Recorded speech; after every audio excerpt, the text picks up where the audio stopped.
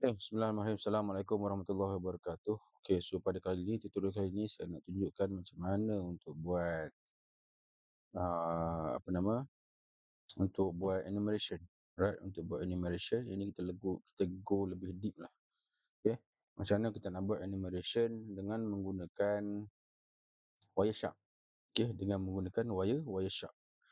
Okey, dia adalah satu tool yang mana kita boleh gunakan dia adalah sebagai traffic analyzer. Okey, Wireshark ni dia adalah traffic analyzer, okey. Traffic analyzer ni faham tak maksud traffic? Traffic analyzer. Traffic ni apa? Traffic ni apa yang berlaku di dalam kita punya bandwidth. Apa yang berlaku di dalam kita punya network. Okey, data yang masuk, apa yang apa yang outgoing, apa yang ingoing. Okey. So paket-paket yang masuk dalam network kita. Okay, so kita akan nampak through Wireshark. Okay, kita akan nampak through Wireshark. So apa yang saya nak tunjukkan pada tutorial kali ini adalah kita akan belajar macam mana nak menggunakan filter yang ada dalam Wireshark. Okay, dan kita akan capture password. Okay, kita akan capture password. Selain daripada dia bertindak sebagai traffic monitoring, dia juga boleh digunakan untuk kita capture password. Right? Tapi dia bergantung kepada website yang kita nak gunakan. Okay, website yang kita yang kita gunakan. Okay, kalau kata website tu, contoh awak nak tengok password dan juga username di Maybank to you. Susah tu. Susah. Right? Maybank to you. Kalau tak dah ramai dah orang buat. Okay, susah. Okay, sekali lagi saya nak beritahu, ini adalah disclaimer. Tujuan saya buat video ni hanyalah purposely untuk education saja. Okay, saya ajar untuk student-student pelajar-pelajar cyber security yang mana belajar apa yang boleh dibuat, apa yang boleh digunakan dengan tool-tool yang ada. Okay. Tujuan saya buat hanyalah untuk pembelajaran. Alright.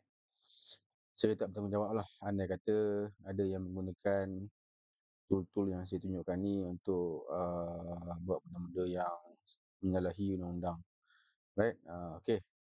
So sebelum kita nak pergi ke ke Wireshark, software Wireshark tu sendiri, right, pertama sekali kita kena install lah.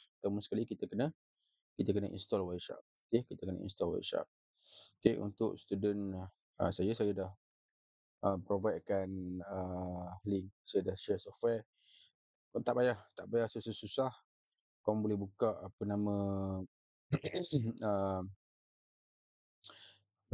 kita boleh buka Wireshark. Kita hanya Google saja. Right, kita hanya Google saja dan kita boleh download. Okay, contoh kita buat Wireshark download. Okay, Wireshark download. So kita pergi kat website. Kita tengoklah mana yang bersesuaian dengan kita. Right, kita install lah. Okay, kita install. Saya dah install berkali-kali, jadi tak perlu nak install lagi lah. Right, so bila dah download, software ni dah settle download, so install by default macam biasa saja. Right, so dia akan keluar lah nanti. Okay. Right, so saya dah install Wireshark. Okay, so kita akan go through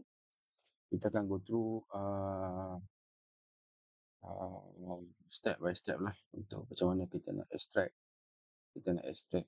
password.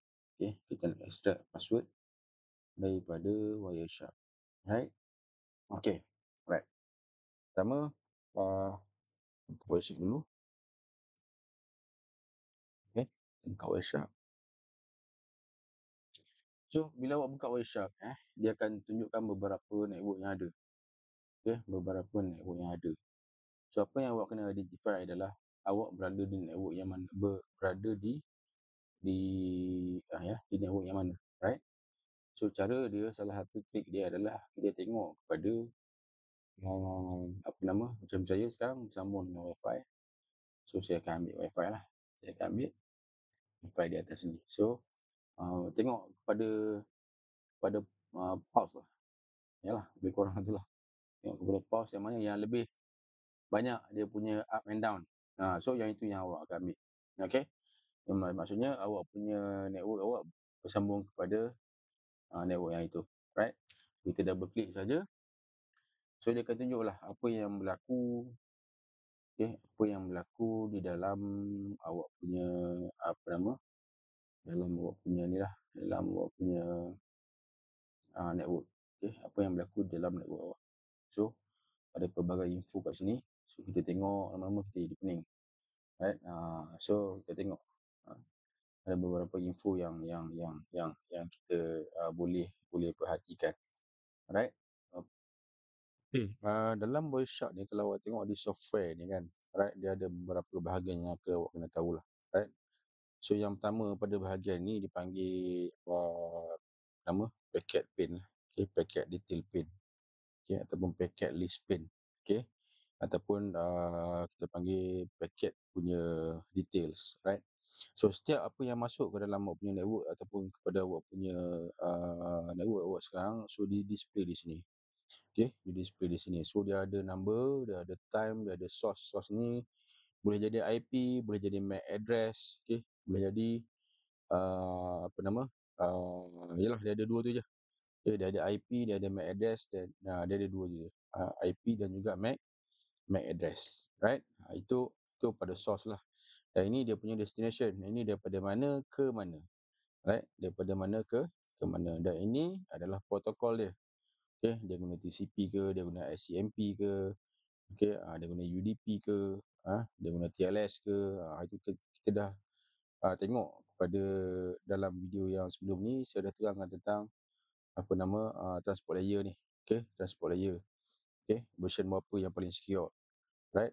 So itu dia punya protokol, right? Itu dia punya protokol. Kemudian size data lah, size data, right? Size data, berapa byte yang apa nama yang ada, yang dihantar, right? Okey, yang bahagian bawah ni pula, yang sebelah kanan ni, ini adalah ASCII, right? Ini adalah ASCII code. Yang mana ASCII code ni berguna untuk kita debug lah, guna untuk kita debug payload yang mentah. Yang raw payload, kita nak debug, alright? Ini memerlukan lebih pengetahuan lah berkaitan tentang ASCII, berkaitan tentang mnemonics, right? Combination di antara binary dan juga hex. So ini perlukan lebih detail pengetahuan lah, right? So yang bahagian tepi ni, apabila kita klik setiap paket yang ada di paparan display apa nama ni, display pane kita ni, right, dia akan tunjuk apa sebenarnya konten pada paket tu, right? Contoh apa nama, dia tunjuk daripada segi size, right? Dia tunjuk daripada segi size, dia tunjuk kepada IP mana, source mana, IP mana. So, kalau awak tengok kat sini, awak nampak macam sabut kan? So awak boleh klik kat sini, awak boleh tengok. Internet protocol, source berapa, source daripada mana ke mana, right? Lepas tu dia tunjuk pula data diagram dan sebagainya. Kalau awak klik pada bahagian bawah ni, dia akan tunjuk detail lah. Dia akan tunjuk detail. Kemudian yang ini respon dia lah. Respon time dia dan sebagainya, TTL sekali. Itu apa yang ada pada Wireshark punya display. Yang bahagian atas ni, di bahagian atas ni adalah bahagian untuk kita masukkan kita punya filter. Untuk masukkan kita punya filter. Sebab apa pentingnya kita masukkan filter? Filter ni penting sebab awak tak akan nampak apa-apa. Awak akan jadi confused apabila awak tengok banyak macam ni. Apabila awak tengok banyak macam ni, awak pun tak tahu nak tengok yang mana satu, nak cari apa, kan? Alright? So inilah gunanya filter. Inilah gunanya filter. Tujuan kita hari ini adalah kita nak tengok apa nama, kita nak capture password. Itu kita punya task hari ini. Right? Kita nak tengok, kita nak capture password.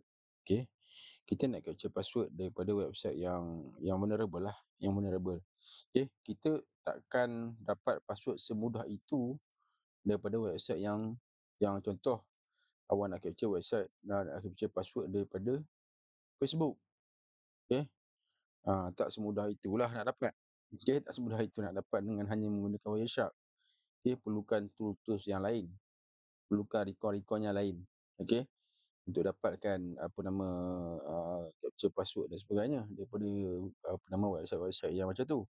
Right, kalau boleh dah lama dah orang buat dengan semudah ABC je lah kalau guna Wireshark ni. Alright, tapi tak semudah itu. Alright. Wireshark ni tapi jika kena cara dia boleh dibuat. Okey, jika kena cara dia boleh dibuat tapi menggunakan beberapa tool yang lain, bukan sekadar Wireshark. Okey, so hari ni saya nak demokan tentang dia lebih untuk pendidikan ataupun untuk education. Okey, tentang macam mana kita nak capture Wireshark, macam mana kita nak gunakan filter. Okey, kita nak menggunakan filter. Alright.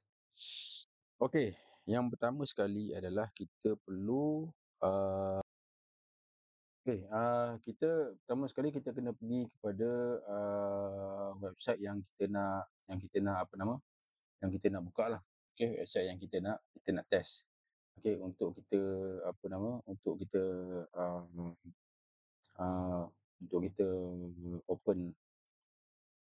open website tu, dan kita pergi ke website tu dan kita login di website tu. Okey, dan kita akan dapat statistik ataupun kita akan dapat credential untuk website yang kita nak. Right, so kita boleh buka Chrome. Okey, buka Chrome, kita masuk ke satu website. Website ni vulnerable lah. Website vulnerable yang mana kita boleh test untuk macam mana kita nak buat untuk aktiviti Wireshark kita kali ni. Okey, so kita masuk. Okey, testphp.bvulnweb.com. Okey, dia punya website dia adalah testphp.vulnweb.com. Okey, kita login dulu, kita masuk ke website tu dulu. Right, dia masa lama sikit dah.